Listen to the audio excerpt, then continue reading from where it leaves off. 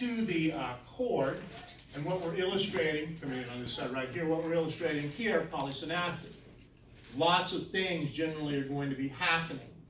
And so in this particular one, lots of synapses, including some going up to the brain. We also have skeletal muscle involved, because that's, of course, what's going to pick your leg up. But we're also showing that it is also contralateral in addition to ipsilateral, because as you lift up the leg that's affected, you're going to basically extend the other leg to hold you up off the ground. So you got kind of both of them going on here at one time, because again, when you got to support your weight, because the danger is down at your foot rather than just out in here, then you've got more kind of signals, particularly motor signals going out to the leg. And you end up again extending this leg that's not harmed, and then you flex up here, lift it up off of the point of the danger. So polysynaptic, there's more than one synapse, tons of them actually. This one is both ipsilateral and contralateral, because you're getting responses on both sides of the body, and then they are skeletal, so they are somatic. All right, so everybody sort of see the idea of those three things together in a reflex. Anybody got a question on that? All right, a couple words about the visceral types.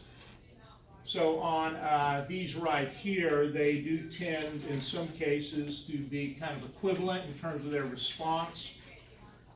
Visceral type receptors are usually, in fact, always going to be polysynaptic.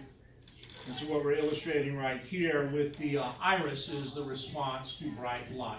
And so we do have smooth muscle here within the iris itself that are either going to increase pupil diameter.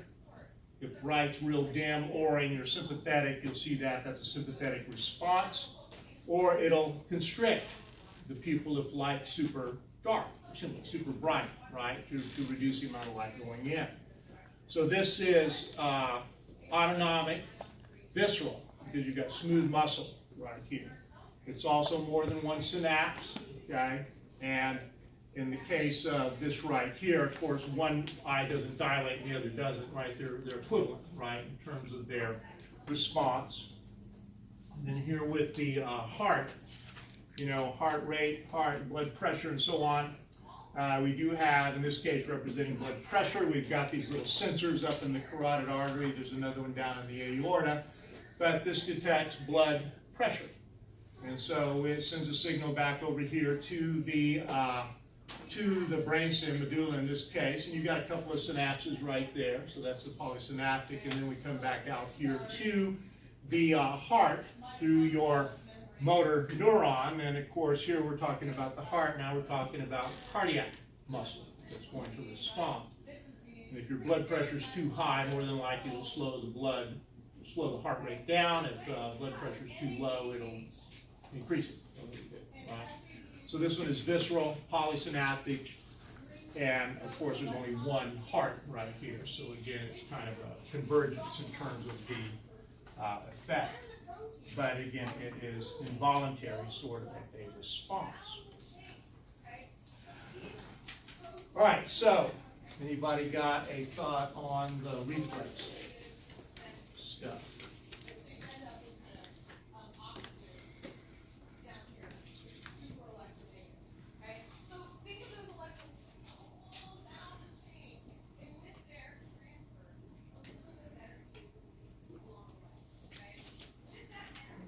All right, and so, again, most of this here carrying, again, you know, information that, you know, is kind of conscious, except, you know, some of the reflex stuff.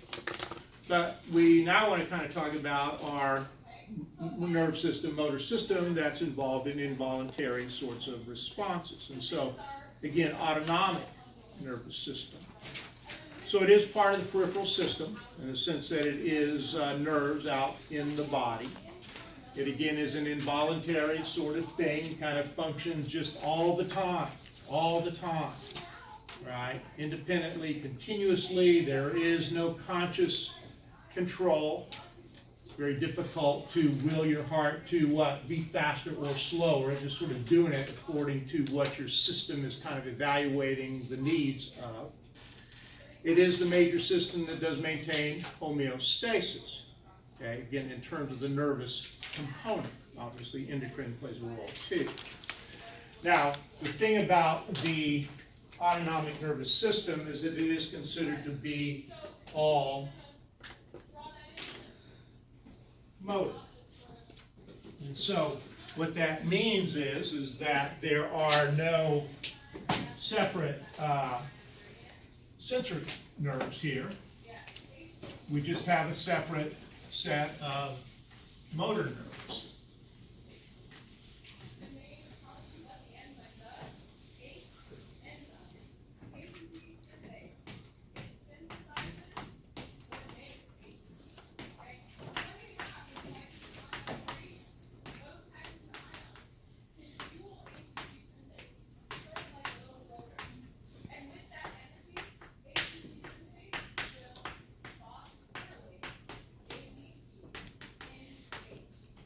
So no separate ANS sensory nerves, and so instead anything that's an autonomic receptor, like on your heart wall or in your stomach or your intestine, those sensory impulses are going to go back to the brain, but they're going to kind of follow the regular, typical sensory pathway, so we call somatic sensory.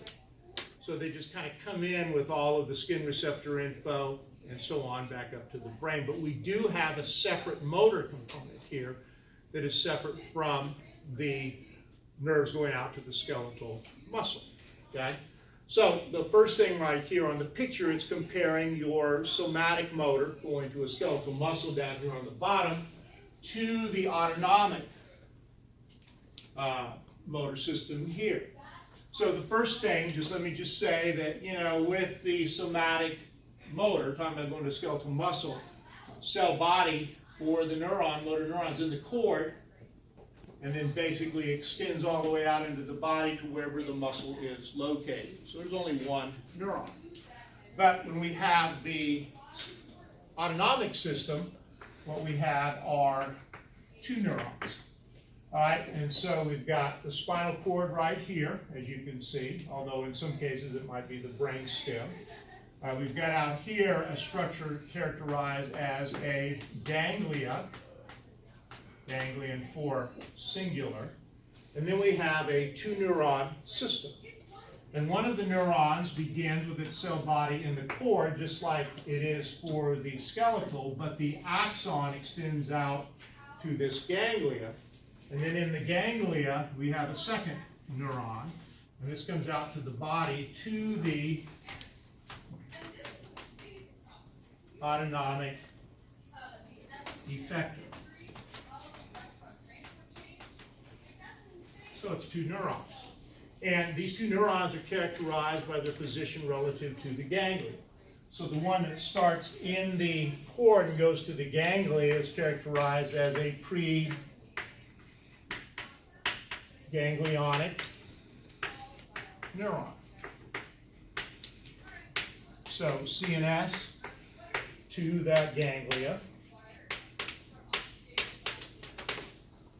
And then the one extends from the ganglia to the effector postganglionic. So after the ganglia.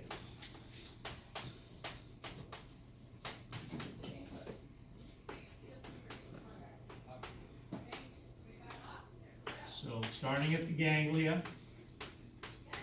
and going to the effector.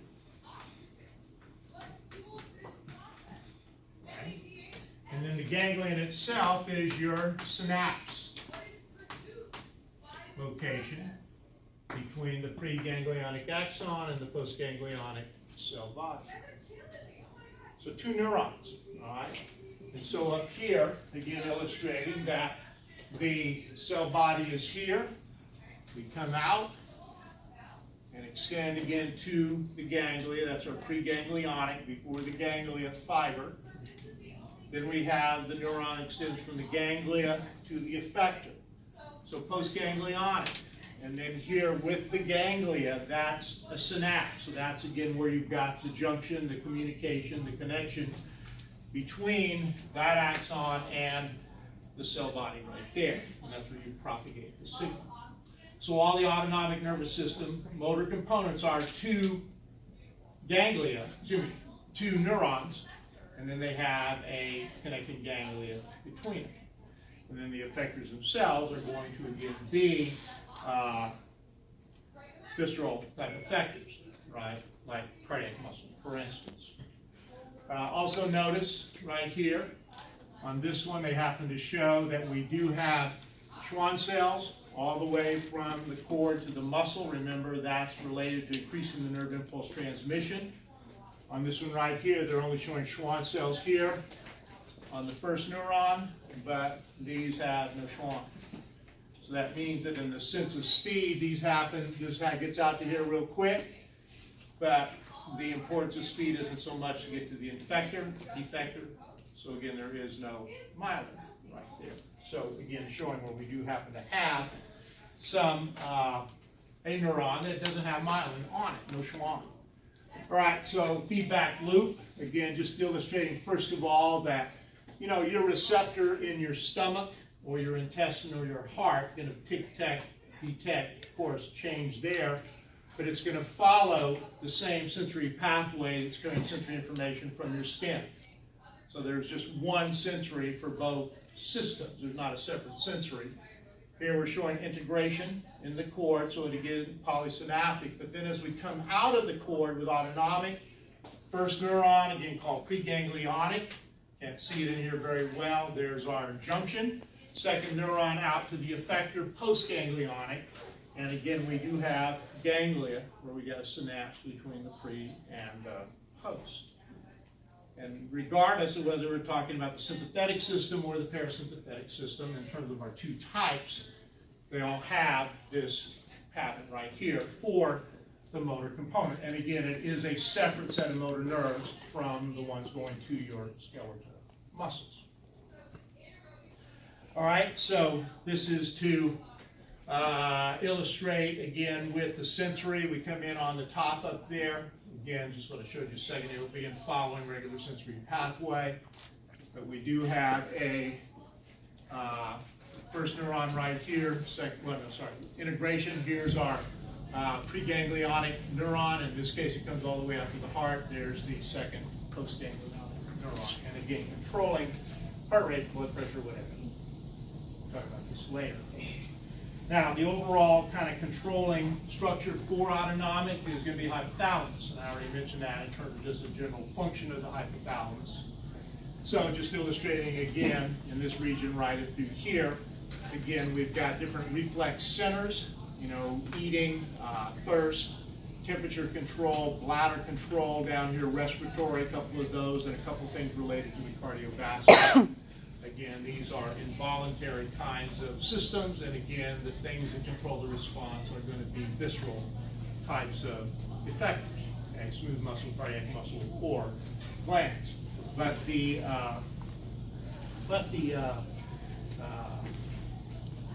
main control points in the hypothalamus. All right, now this big array of nerves, as you can see right here. We have two basic components to the autonomic system. One of them is characterized as the parasympathetic.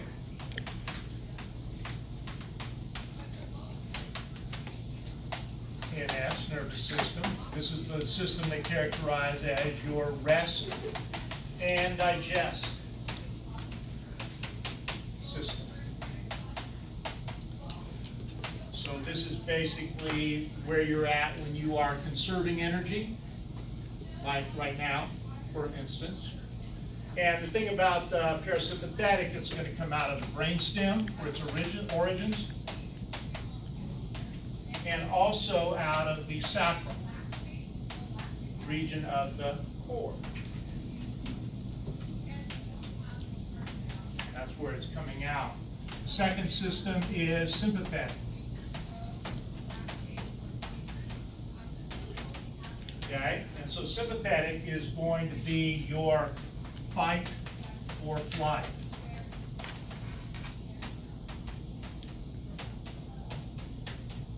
System. Okay? And so So this means that it's going to be the ultra energy using system, okay? And really thinking about responding to what? Dangerous or weird or other kind of, weirdness, right, out there that you might encounter. The thing about the sympathetic system and the way you distinguish it from the parasympathetic is that it comes out of the thoracic region of the core. Not the brainstem and not the sacrum. So on the picture right here, this is just to illustrate, this is parasympathetic sides. We've got 4 cranial nerves coming out of the brainstem, and we got some nerve down here at the bottom of the core. So that's parasympathetic, whereas the sympathetic comes out only from basically the thoracic region of the core. Nothing up here, nothing here. So that's how you basically think about, distinguish them in terms of, again, just where they come out of. Now, the 2 systems, rest and digest versus fight or flight, can happen kind of individually, but most of the time you're kind of in a little bit of both, okay? So we've got this sort of relationship between the parasympathetic and the sympathetic, characterized as dual innervation.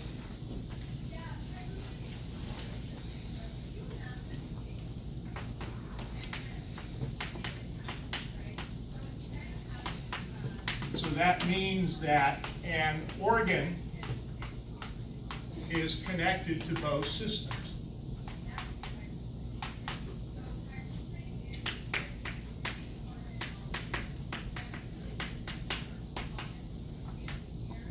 Okay? So for instance, with the heart right here, you can see we got a connection here to the heart that's going to be coming from the parasympathetic, but we also have connection over here to the heart from the sympathetic. All right, you can see also, for instance, on the stomach right here, or liver or the stomach, either one right there, connection with the parasympathetic. You also have connection to the sympathetic. So dual innervation means the organ's got a connection to both systems. Okay? Now, the way they work together, though, is that you can have purely rest and digest, which means basically you're probably knocked out asleep. Or you can have purely fight or flight, which means you're all of a sudden facing a super dangerous situation where you have to contend with it. But most of the time what we have is this condition characterized as autonomic antagonism.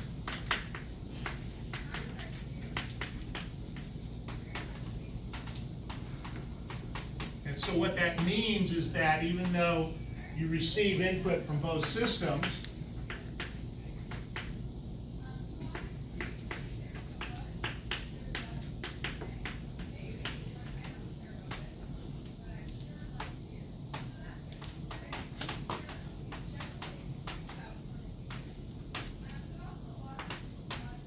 one at any given time is going to be slightly more dominant than the other.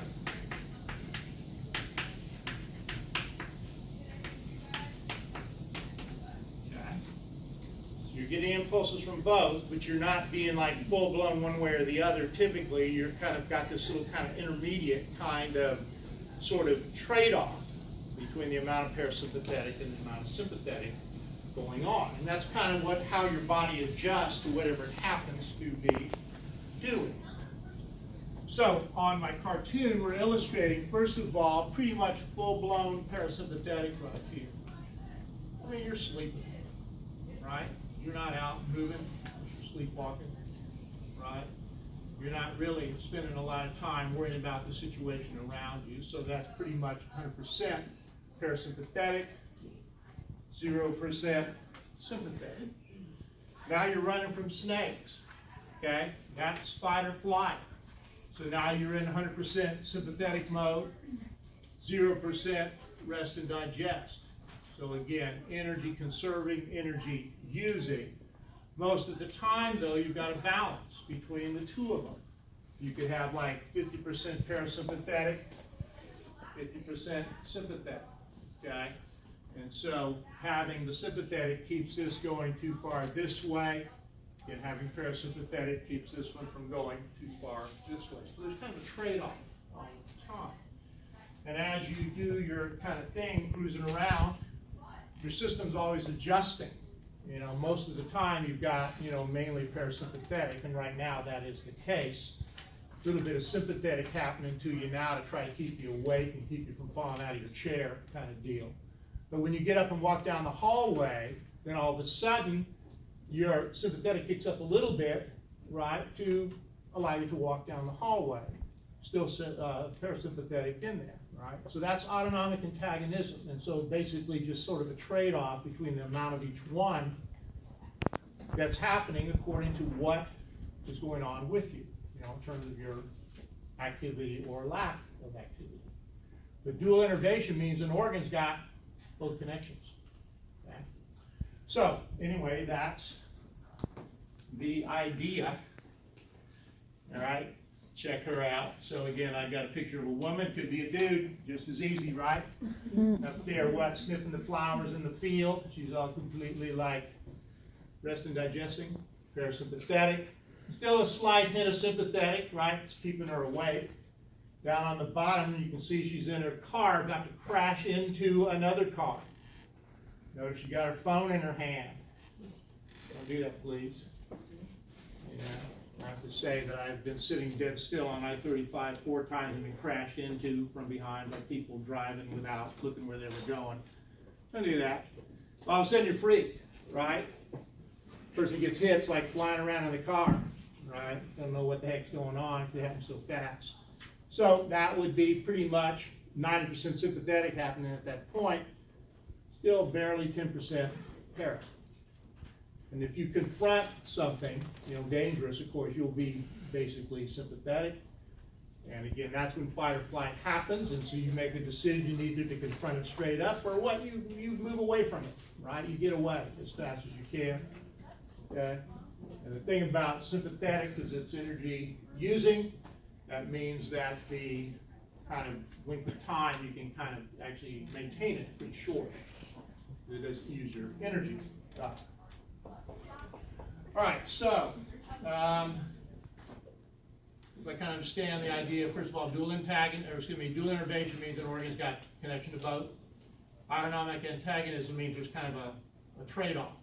Both are giving signals to the organ, but at any given time, one dominates over the other to kind of control the activity. See that okay? All right, now there are, you know, this dual innervation applies to most organs, but there are 5 organs that are only sympathetic.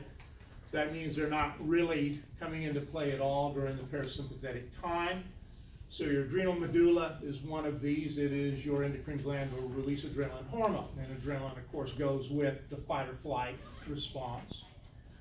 Blood vessels are only sympathetic, and you basically control the diameter there by either increasing the frequency of sympathetic impulses, that'll cause it to constrict, or you reduce it, it'll cause it to relax.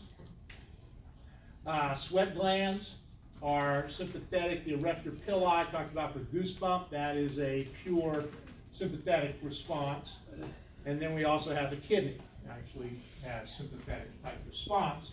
And then otherwise, the only organ that we have that is parasympathetic only, that does not have a sympathetic connection are the muscles we call ciliary muscles that are basically going to kind of alter your lens thickness. So those are that's the only example of one that is parasympathetic only. 5 are sympathetic only, meaning no parasympathetic connection. All the other organs are dual innervation. All right, and again, just illustrating that the idea of dual innervation here for the iris, again, an amount of light entering the eye. So we're showing our parasympathetic here, our sympathetic here. So again, they both come to the iris, so that's a dual innervation. When they're both kind of firing sort of equally, then you get normal pupil diameter. That's kind of like normal light. But when sympathetic dominates, the pupil opens up much bigger. It allows more light in, but that's also a sympathetic response, big pupil. people who are in this mode have wild eye. You know what I mean? The giant pupils, right, when they're in this mode. Whereas over here on the other side, light super bright, you want to reduce the amount getting in there, so then parasympathetic dominating here. Mostly parasympathetic, some sympathetic, mostly sympathetic, a little parasympathetic, kind of equal right here with normal pupil diameter. So again, dual innervation and autonomic antagonism. Here's the deal about the blood vessels and sympathetic only. You know, blood vessels will either constrict or dilate according to blood pressure conditions, but it's just sympathetic impulses. And they're showing on the top that the more sympathetic impulses you get, meaning frequency coming down here to this blood vessel, that will cause it to constrict, become narrower. But when you have fewer sympathetic impulses, they're still coming to the blood vessel, but fewer will cause it to relax and increase. And so this is an example of an organ that does not have dual innervation. There is no autonomic antagonism because its only connection is to the sympathetic system, okay, and not to the parasympathetic. All right, now the last bit right here is just kind of comparing the two systems to each other. We have in terms of, again, parasympathetic, rest and digest, control during normal energy conserving, non-stressful situations. Again, as I said a second ago, they originate from the 4 cranial nerves coming out of the brainstem up here. And so we've got, you know, ocular motor, we've got vagus, we've got facial, we've got the glossopharyngeal cranial nerves. So that's where part of it comes from, and then the rest of it's down at the bottom of the cord coming out of the so-called sacral region. Okay? So origin is distinct from sympathetic, which is going to come out from this part right in here. Now, as you look otherwise at, again, the fiber patterns, again, we have a preganglionic fiber that extends from the cord out to, or the brainstem, whatever, from the CNS out to the ganglia. And then we have, again, a postganglionic fiber that extends from the ganglia to the effector. And again, the ganglia itself is where your synapse is. Now, with parasympathetic, we tend to see that the preganglionic fiber is very long. And then the postganglionic fiber is rather short. And then the ganglia associated with the parasympathetic is often called terminal ganglia, because this synapse is actually often on the surface of the organ that it's going to affect. Another thing about this is that there's very minimal branching. So you can see this comes up and just has 2 axon terminals right there. See, that one has 3 axon terminals right there. So very minimal branching, divergence, no divergence, tends to innervate basically one or a very few effectors at one time, you know. And then the other thing about it is our neurotransmitter. And so we have the same neurotransmitter here that we've been talking about with neurons already and muscle. So again, acetylcholine right here at the junction between the pre and the post. Acetylcholine out here between the post and the effector. And the acetylcholine is a very fast response, but it's short-lived because it gets broken down and retaken up into the inbulbs. So long preganglionic fiber, short post. The ganglia tend to be called terminal because they're actually physically on the effector. Very minimal branching, so really only activating one thing or a very limited number of things. Acetylcholine released both here and here, so you get quick response, but again, the response is short-lived. And then otherwise, again, coming out of 4 cranial nerves and coming out of the sacrum. All right, and so again, illustrating that right here. You can also see in the sense of the ganglia that they're kind of illustrating the ganglia being out here right at the heart, right at the lung, right at the liver, whatever. So again, called terminal because it's out at the end point of where the nerve is actually going. And you can see again, long right here because it actually comes out from up there, and then very short right there at the postganglionic fiber. Vagus is the only nerve that does have a bit of a exception in the sense of activating lots of stuff, because it does innervate all kind of things down in both the thoracic and the abdominal pelvic cavity. So that does carry parasympathetic impulses, but it goes actually to quite a few different places. Now for the sympathetic, again, we're just coming out of the thoracic region of the vertebrae right here, not from the brainstem, not from the sacrum. We have, in terms of our relationship here now, two kind of fiber patterns, and it depends on what the ganglia type is. So we have one fiber pattern for sympathetic that's a short pre and a long post-ganglionic fiber, and the pattern with this goes with our so-called sympathetic ganglia. And then we also have a pattern, a little more what we're showing right here, where you can have kind of the short, or excuse me, the pre and the post ganglionic fibers are about the same length, give or take a little bit. And with these, you've got a different type of ganglia, and these ganglia are characterized as collateral.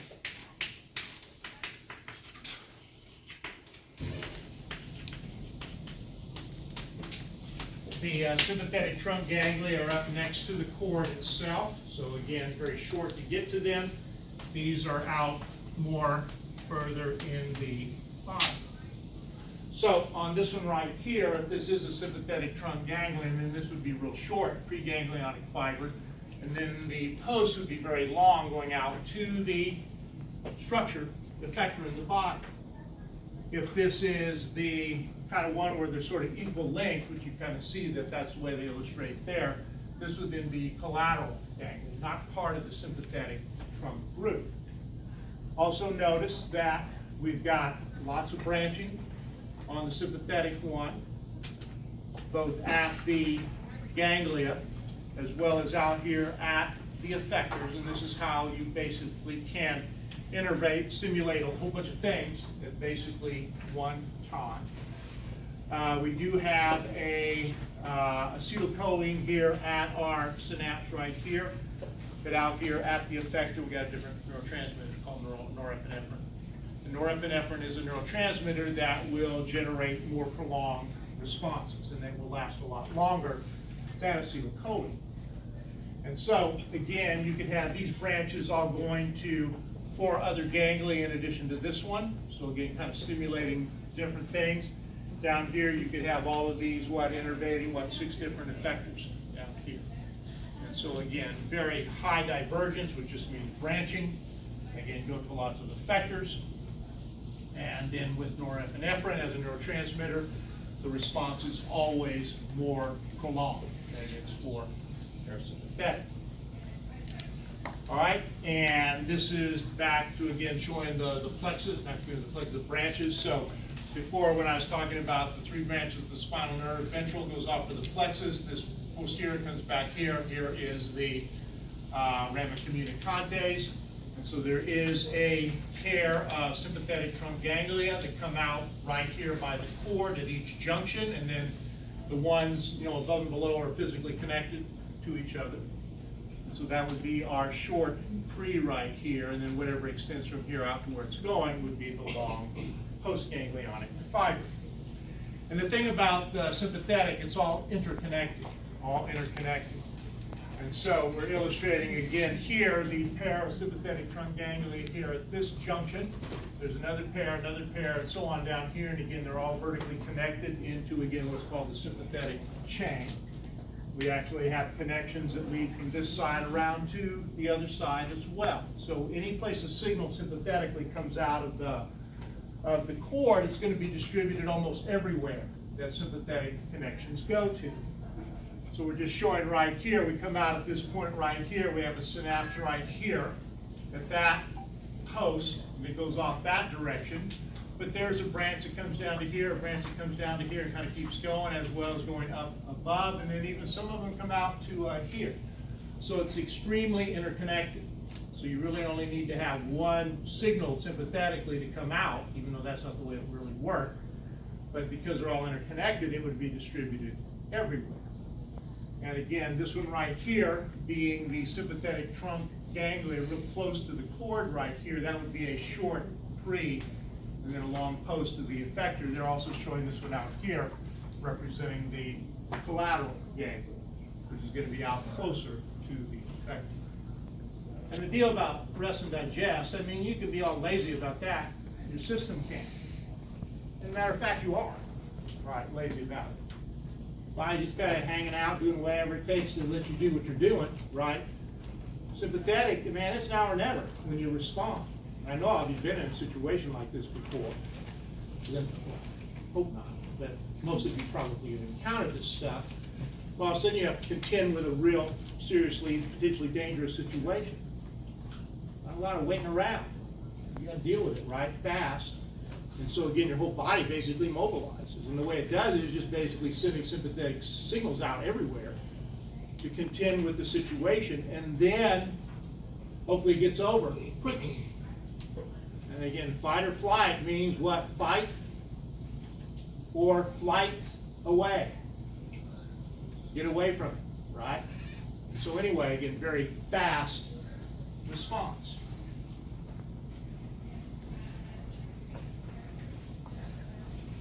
All right. Let me say a word about the adrenal medulla. This again, sympathetic only. So the adrenal medulla is going to release the adrenaline compounds, epinephrine and norepinephrine. And with the adrenal medulla, all we really have is a preganglionic fiber. It does not synapse in the sympathetic ganglia, it synapse in a collateral ganglia. It rather runs from the cord all the way down to the adrenal medulla. That's sitting on top of your kidney. Because again, when you are in fight or flight situation, you don't have a lot of time for signals to kind of pass from one point to the other. So this basically comes straight down here to the adrenal medulla, stimulates the cells that actually are producing and containing the adrenaline compound, and then release them into the blood. And then this will then in turn activate your system to contend with this very threatening situation. So there is a nerve that comes from the cord right here all the way down to the adrenal medulla. It's called the splanchnic nerve. And that's the one that directly activates the release, causes the release of the adrenaline compounds into your body, into the blood. So there's no postganglionic neuron here. Basically, cells sort of serve as that function.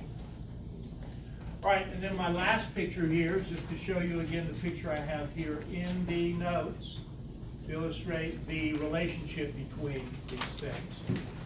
So again, with the parasympathetic, we've got it coming out of the brain stem, remember 4 cranial nerves, also from the sacrum.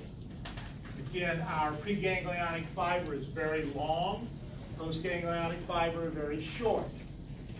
Again, down here, same thing. Preganglionic fiber long, postganglionic fiber very short. Again, not a lot of branching, okay? No divergence, so it's going to activate either one effector or a very limited number of effectors. Again, acetylcholine released right here, acetylcholine released here at the effector.